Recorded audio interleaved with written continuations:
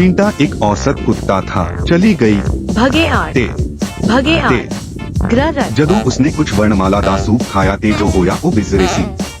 पलश पेट के रास्ते चिट्ठियां का रास्ता खोई गई। उनशों ने उड़के भन की सफर कस्मा और अभी उड़के आस बहुत कुछ कशना शय अभी लश बोलती कैसे शय। अब भूरी गऊ चींटा बोलदा है ओ बोलदी ऐते बोलदी ऐते बोलदी ऐते बोलदी है। क्या बस क्या है फिर कब खा रहे हैं?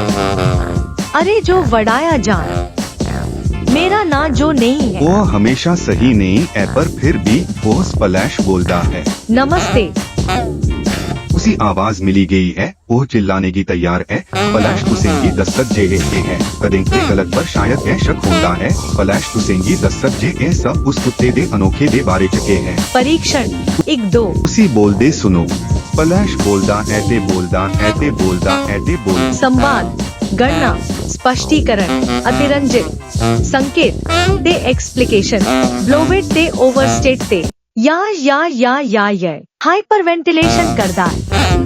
छींटा बोलदा है